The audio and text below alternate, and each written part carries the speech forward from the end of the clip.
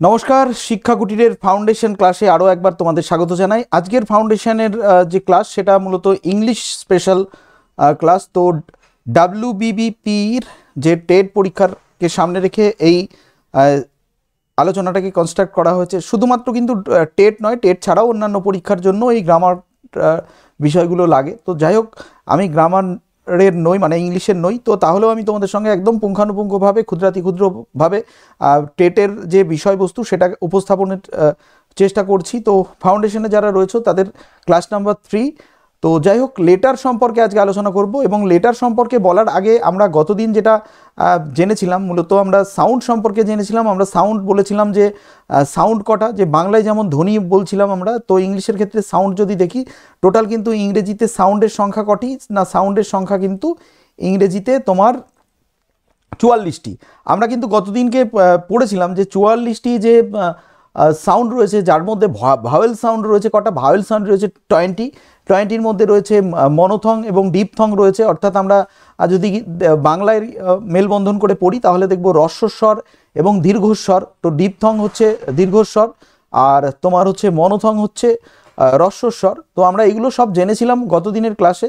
তো গতদিন ক্লাসে সাউন্ড ছিল, আজকে আমরা লেটারের ক্লাস আলোচনা করব। তো লেটার জানার আগে আমাদের, যেহেতু আমরা ইংরেজি পড়ছি, যে মূলত ভাষা কাকে বলে সেটা আমরা অলরেডি আলোচনা করে ফেলেছি, তাও আমি তোমাদের আরও একবার দেখিয়ে দিতে চাই যে ভাষা কি। যে ভাষা বা ল্যাঙ্গুয়েজের মাধ্যমে কি করি না, আমরা আমাদের মনের ভাব প্রকাশ করি। আমরা বাঙালি, তাই আমাদের ভাষার নাম কি বাংলা।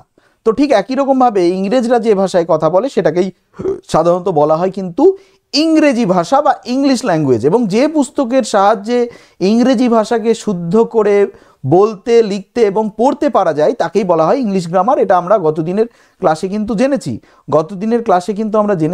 তো সেক্ষেত্রে আজকে আমাদের যে আলোচনার বিষয় রয়েছে সেটা কিন্তু মূলত কি না, সেটা আমরা লেটার নিয়ে আলোচনা করব। লেটার কাকে বলে না, যে সাংকেতিক চিহ্ন, যে আমরা আগেই বলেছি ধ্বনি বা সাউন্ডের লিখিত রূপটাই কিন্তু লেটার। যে ধ্বনি বা সাউন্ড, ঠিক আছে, সাউন্ডের লিখিত রূপটাকেই কিন্তু বলা হচ্ছে লেটার। যে সাংকেতিক চিহ্ন দ্বারা ইংরেজির এক একটি ক্ষুদ্রতম ধ্বনি বিশেষ রূপে নির্দিষ্ট করা হয় তাকেই বলা হয় লেটার বা বর্ণ। তাহলে যে সাংকেতিক চিহ্ন, আমরা কি বললাম, সিম্বল, যে সাংকেতিক চিহ্ন এক একটি ক্ষুদ্রতম ধ্বনিকে নির্দিষ্ট করে তাকেই বলা হচ্ছে লেটার বা বর্ণ। এবং বাংলায় যেমন অ আ ক খ এগুলোকে বর্ণ বলা হচ্ছে, ঠিক একই রকমভাবে কিন্তু ইংরেজিতে ABCDE এই মোট 26টি লেটার রয়েছে। এ থেকে জেড পর্যন্ত 26টি লেটার রয়েছে। এবং এই 26টি লেটারকে একত্রে বলা হচ্ছে অ্যালফাবেট।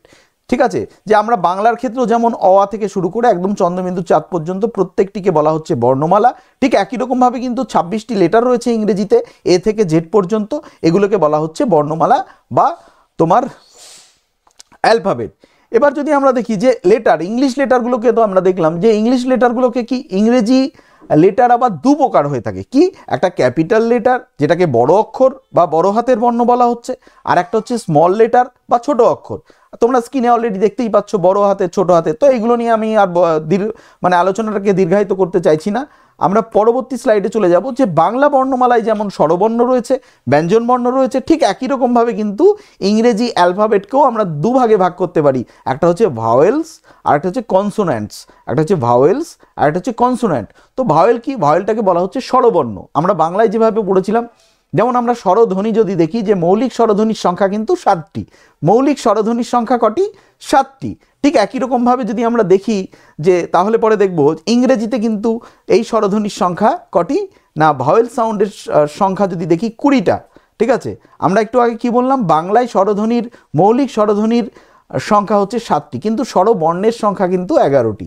ঠিক একই রকমভাবে ইংরেজিতে যদি আমরা দেখি যে ভাওয়েল লেটারের সংখ্যা কিন্তু মাত্র 5টি, কিন্তু ভাওয়েল সাউন্ড যদি হয় সেই সাউন্ডের সংখ্যা কিন্তু 20টি। ঠিক আছে, 20টি। তো যাই হোক, সেগুলো আমরা আগের ক্লাসে আলোচনা করেছি। তো আজকে আমরা যেটা আলোচনা করব যে ভাওয়েল বা স্বরবর্ণ। তাহলে আমরা ইংরেজি যে লেটার সেটাকে দুটো ভাগে ভাগ করলাম।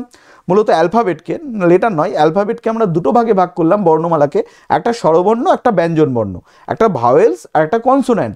যে ভাওয়েলের স্বরবর্ণটা কি না, এ, ই, আই, ও, ইউ, এই 5টি লেটার বা অক্ষরকে ভাওয়েল বা স্বরবর্ণ বলা হয়। কারণ কি, এই বর্ণের জন্য অন্য কোনো বর্ণের সাহায্য নিতে হয় না। এবং আমরা যখন এটাকে উচ্চারণ করি তখন ভোকাল কর্ডে কোনো জায়গায় বাধাপ্রাপ্ত হয় না, শ্বাসবায়ু বাধাপ্রাপ্ত হয় না, সেই কারণে এটাকে বলা হচ্ছে ভাওয়েল। ঠিক আছে, তো আমরা যখন ভাওয়েল শব্দ, ভাওয়েল বর্ণ উচ্চারণ করি অর্থাৎ এই আই ও ইউ, তখন কিন্তু আমাদের শ্বাসবায়ুটা অর্থাৎ ভোকাল কর্ডে কিন্তু শ্বাসবায়ুটা কোনো জায়গায় বাধাপ্রাপ্ত হয় না, সেই কারণে এটাকে বলা হচ্ছে ভাওয়েল। ঠিক আছে, এটাকে বলা হচ্ছে ভাওয়েল।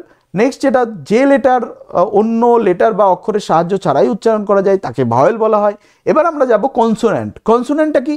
কনসোনেন্টটা হচ্ছে B, C, D, F, G, H, J, K, L, M, N, P, Q, R, S, T, V, W, X, Y, Z, এই 21টি লেটার বা অক্ষরকে কনসোনেন্ট বা ব্যঞ্জন বর্ণ বলা হয়। তাহলে পরে আমরা জানলাম যে 26টি মোট বর্ণ আছে, 26টি বর্ণ আছে, যার মধ্যে 21টি কনসোনেন্ট আর তোমার 5টি হচ্ছে ভাওয়েল।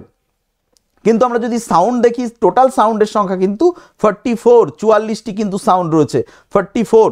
ঠিক আছে, 44টি কিন্তু সাউন্ড রয়েছে। যে মোট সাউন্ডের সংখ্যা কটি? না, মোট সাউন্ডের সংখ্যা কিন্তু, আচ্ছা, মোট সাউন্ডের সংখ্যা কটি? 44টি।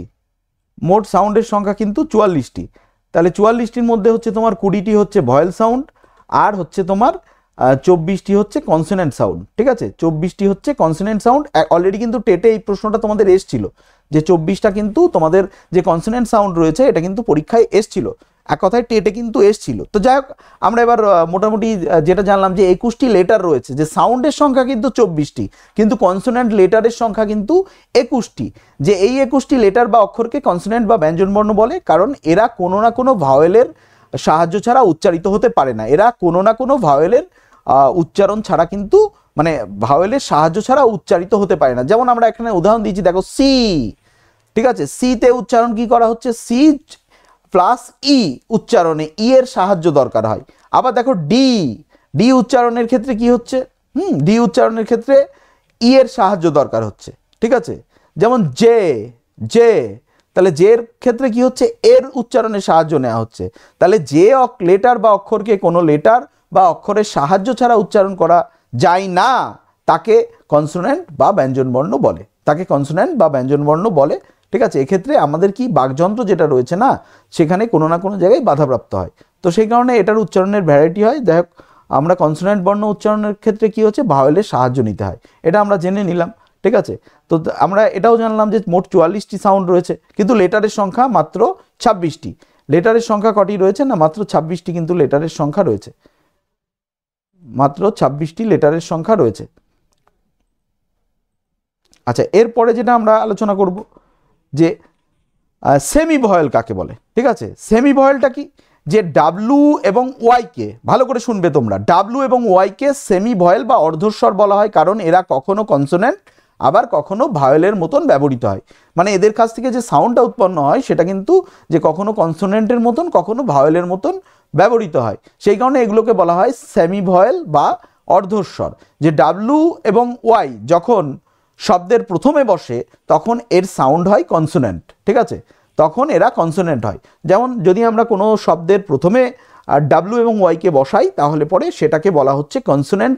আর যদি আমরা শব্দের শেষে বসাই, অর্থাৎ ডাব্লু এবং ওয়াইকে যদি আমরা শব্দের শেষে বসাই তাহলে কিন্তু সেটা ভয়েল রূপে গণ্য হয়। যেমন এখানে উদাহরণ দেওয়া আছে, তোমাদের কাছেও কোনো উদাহরণ থাকলে তোমরা কমেন্টে অবশ্যই জানাবে। একটা অন্য কমেন্ট, আমি অন্তত যেটা দিয়েছি সেটা নয়, অন্য কমেন্ট তোমরা করবে। ঠিক আছে, অন্য কমেন্ট করার চেষ্টা করবে, তাহলে পরে ভালো হবে। দেখো ওয়ার, দেখো 1 নম্বর যে উদাহরণটা রয়েছে সেটা হচ্ছে ওয়ার। ওয়ারের স্থলে কি? ওয়ারের স্থলে ডাব্লু হচ্ছে কনসোনেন্ট। ঠিক আছে, ডাব্লু এ আর, ওয়ার, ওয়ারটা কি? না, ওয়ারটা হচ্ছে কনসোনেন্ট। তারপরে ইউ, ওয়াই ও ইউ, তাহলে ওয়াইটা প্রথমে বসেছে তার জন্য এটা এখানে কি হবে? এখানে হচ্ছে কনসোনেন্ট। তারপরে দেখো বয়, বি ও ওয়াই, বয়, তো বয়ের স্থলে কি হয়েছে? না, বয়ের স্থলে যদি আমরা দেখি তাহলে দেখব বয় হচ্ছে শেষে বসেছে, অর্থাৎ ওয়াই এখানে কিন্তু ভাওয়েল। আর নাও, নাও এর ক্ষেত্রে এন ও ডাব্লু, নাও এর স্থলে ডাব্লু লাস্টে বসেছে, অর্থাৎ ডাব্লু যেহেতু লাস্টে বসেছে তো সেই কারণে এটাকে বলা হচ্ছে ভাওয়েল, সেই কারণে এটাকে বলা হচ্ছে কিন্তু ভাওয়েল।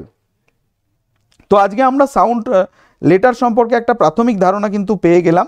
তো আমরা এর পরবর্তী যে ক্লাস রয়েছে, সেখানে আমরা ওয়ার্ড থেকে শুরু করব। তো আমরা পরবর্তী ক্লাসে ওয়ার্ড নিয়ে আলোচনা করব। তো আজকে তোমাদের এইটুকুনি আলোচনা করলাম, এবং তোমাদের যে আজকের ক্লাস নোটটা সেটা তোমাদের যে ফাউন্ডেশন গ্রুপগুলো রয়েছে তো সেখানে তোমরা পেয়ে যাবে। তো সেক্ষেত্রে দেখতে থাকো, ভালো করে শোনো, ঠিক আছে? শুনে একবার পড়ে নেবে। পড়া কিন্তু ধরা হবে, তোমাদের নিয়মিত যেরকম পড়া ধরা হয় ঠিক সেই রকম কিন্তু পড়া ধরা হবে। তো যাই হোক, পরের ক্লাসে আসছি, দেখা হচ্ছে।